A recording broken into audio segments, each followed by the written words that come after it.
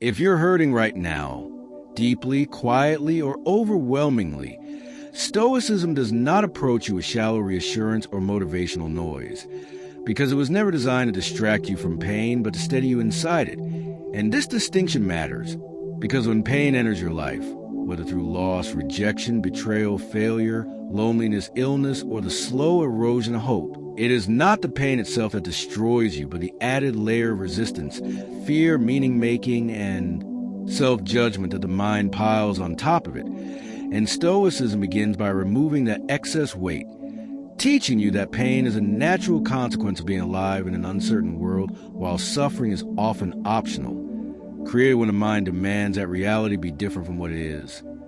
The Stoics lived in times of war, exile, disease, political collapse, and personal tragedy, and they did not survive by pretending those conditions were acceptable or pleasant, but by learning where their power actually resided, which was never in controlling events, people, outcomes, or timing, but always in governing their own judgments, responses, and actions. Because the moment you stop trying to control what is uncontrollable, an enormous amount of inner tension dissolves. And that release alone can feel like the first breath after being underwater for too long. When you're hurting, the mind often turns hostile, replaying memories, imagining catastrophic futures, questioning your worth, blaming yourself or others endlessly. And Stoicism responds not by silencing these thoughts through force, but by examining them calmly, asking whether they're useful, accurate, or within your control. Because thoughts are not facts, emotions are not commands, and pain does not give your mind authority over truth. Stoicism teaches that emotions are signals, not rulers, and when you stop identifying with them, when you stop saying, "I am broken," and start saying, "I am experiencing pain," a crucial separation occurs, one that allows you to feel without being consumed, to grieve without collapsing, and hurt without losing yourself entirely.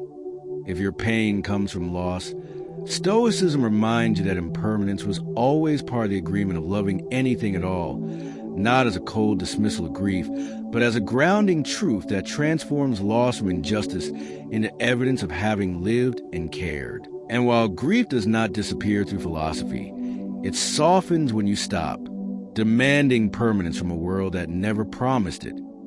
If your pain comes from rejection or abandonment, Stoicism restores dignity by returning authority over your self-worth back to you, because another person's choice reflects their values, limitations, and circumstances, not your intrinsic value. And the moment you detach your identity from external approval, you reclaim emotional sovereignty that no one can take from you again. Much of suffering is created by the mind's habit of projecting pain indefinitely into the future, telling you that this feeling will never end, that you will always feel this way, that you cannot handle what lies ahead. And Stoicism interrupts this spiral by anchoring attention firmly in the present moment, reminding you that life is not lived all at once but moment by moment, and that this moment, however painful, is survivable, manageable, and temporary, even if the mind insists otherwise. Stoicism teaches endurance not as emotional numbness, but as steadiness, the ability to remain grounded while emotions move through you like weather rather than becoming storms that define your identity. Because when you trust yourself to endure discomfort without fleeing, fear loses its grip, and what once felt unbearable becomes something you know you can carry. When you're hurting, it is tempting to escape through distraction, avoidance, substances, overthinking, or constant stimulation. But Stoicism warns that avoidance delays healing and often deepens wounds, because pain that is ignored does not vanish. It accumulates, and Stoicism instead teaches you to sit with discomfort deliberately, to observe it without judgment, and to respond with reason rather than impulse, which slowly retrains the nervous system to feel safe even in distress. One of the most stabilizing principles of Stoicism during times of pain is its focus on character over outcome, because outcomes may be uncertain, delayed, or entirely out of reach. But character is always available to you, even in chaos, even in grief, even in despair, and choosing patience over panic, honesty over avoidance, Courage over collapse and self-respect over self-pity rebuilds inner trust that pain often shatters. Stoicism also reframes hardship as usable rather than meaningless, not by glorifying suffering, but by recognizing that pain endured consciously often sharpens wisdom, deepens empathy, and strengthens resilience in ways comfort never can. And this reframing does not make pain desirable, but it does make it purposeful, transforming it from something that only takes into something that can also give.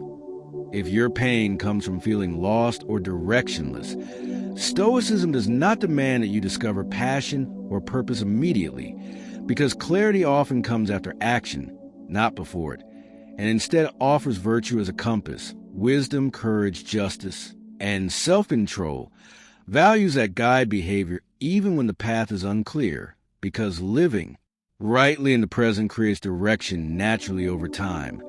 Stoicism also reminds you that healing is not linear, that strength does not mean never breaking down, and that progress often looks like return to steadiness more quickly after each fall rather than never falling at all. And this understanding removes the pressure to be okay on a schedule, allowing healing to unfold at its own pace without shame. When you're hurting, Stoicism does not promise happiness, because happiness is too fragile and conditional, but it does promise something more reliable: inner stability, the ability to remain grounded regardless of external turbulence, the confidence that even if life does not become easier, you can become stronger, calmer, and wiser in how you meet it. And this confidence alone reduces suffering, because much of pain is intensified by the fear that you cannot handle it. Stoicism teaches you to practice voluntary hardship in small ways: discipline, restraint, reflection, not to punish yourself, but to build resilience. Because when you train yourself to tolerate discomfort intentionally, unchosen pain loses its power to overwhelm you. Ultimately, Stoicism helps because it gives you back agency at the exact moment pain tries to take it away, reminding you that while you may not control what happened, what is happening, or what will happen next, you always control how you interpret it, how you respond to it, and who you choose to be within it and when you live from. That understanding, pain no longer defines you, it shapes you, and even in your darkest moments, there remains a quiet, unshakable center inside you that knows you are still capable, still dignified, still whole, and still moving forward, one deliberate moment at a time. If you are still hurting, if the weight has not lifted yet, and the quiet ache remains, Stoicism does not rush you forward or shame you for not being better by now, because Stoicism understands something modern culture often forgets. Healing is not performance. It is a process, and processes cannot be forced without breaking something inside. So instead of demanding instant relief, Stoicism teaches you how to live, even while pain is present, how to carry it without letting it hollow you out. Because life does not pause until you feel ready, and the goal is not to eliminate pain before living, but to learn how to live wisely despite it. When suffering lingers, it often begins to feel personal, as if the universe has singled you out, but Stoicism dissolves this isolating illusion by reminding you that hardship is a shared human condition, not a private punishment, and that knowing others before you have endured similar pain and survived it creates a quiet solidarity that reduces loneliness, because you're not failing at life, you are participating in it. Stoicism teaches that pain becomes unbearable when it feels meaningless, and this is why it emphasizes perspective, not optimism, because optimism can collapse under reality, but perspective adapts to it. And when you understand that even this pain is temporary, even this chapter will end, not because everything ends magically well, but because everything ends at all, the intensity loosens its grip, allowing space for patience rather than panic. One of the deepest Stoic insights is that much of emotional pain comes not from events, but from expectations, from the silent assumptions that life should be fair, people should be consistent, effort should be rewarded, love should be permanent, and progress should be linear. And when reality violates these assumptions, suffering explodes. But Stoicism does not remove hope. It removes entitlement, replacing fragile expectations with resilient acceptance. And acceptance here does not mean approval. It means clarity, the clear-eyed recognition of what is, and a disciplined decision to respond wisely anyway. When pain persists, it often tempts you toward bitterness, toward closing off, toward seeing the world as hostile. But Stoicism gently resists this hardening of the soul by reminding you that becoming bitter only adds another layer of suffering, because bitterness punishes you for wounds others caused. And while Stoicism does not ask you to trust blindly or forgive prematurely, it does ask you to protect your inner state from being poisoned by resentment, because inner peace is too valuable to be handed over people or events that have already taken enough from you. Stoicism teaches that your inner life is a fortress, and while pain may breach the outer walls, it does not have to overrun the core, and this is achieved through daily practices of reflection, restraint, and intentional action. Not grand transformations, but small, consistent choices that reinforce self-respect, such as speaking truthfully, keeping promises to yourself, maintaining discipline when motivation is absent, and choosing dignity over impulse, because these actions rebuild trust in yourself, and self-trust is one of the most powerful antidotes to despair. When you are hurting, the future often feels threatening or empty, and Stoicism responds not by asking you to envision happiness, but by narrowing your focus to what is immediately before you. Because anxiety lives in imagined futures, and regret lives in rehearsed pasts. But strength is built in present action, and when you ask yourself, what is the most reasonable, honorable thing I can do in the next hour? You transform overwhelming pain into manageable responsibility, which restores a sense of movement when everything feels stuck. Stoicism also teaches voluntary simplicity as a healing tool, because reducing unnecessary desires reduces unnecessary suffering.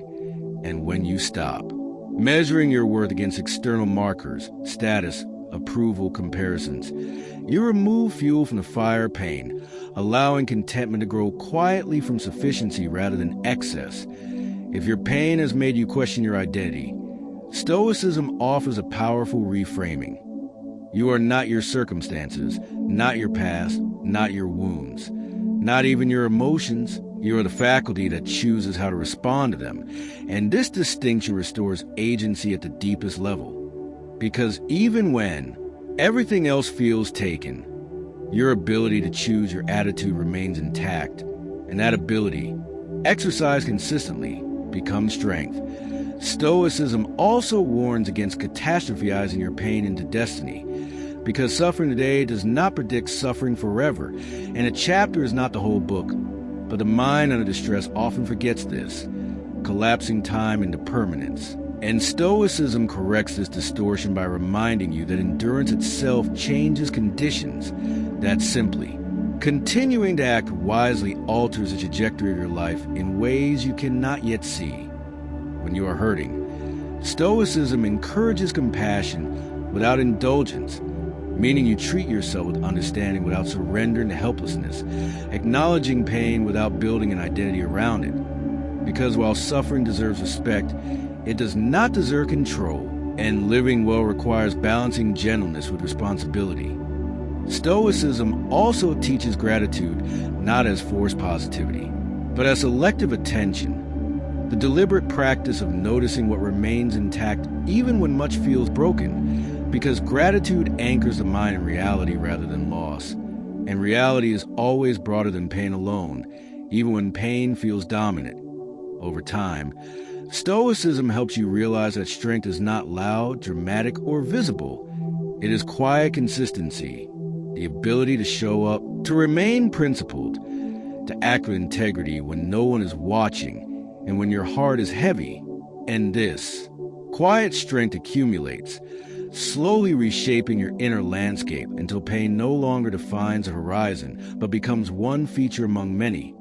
Ultimately, Stoicism helps not by erasing suffering, but by teaching you how to coexist with it without surrendering your identity, dignity, or direction, reminding you that even in pain you are still capable of wisdom, courage, and self-command, and that these qualities, practiced daily, Create a form of peace that does not depend on circumstances.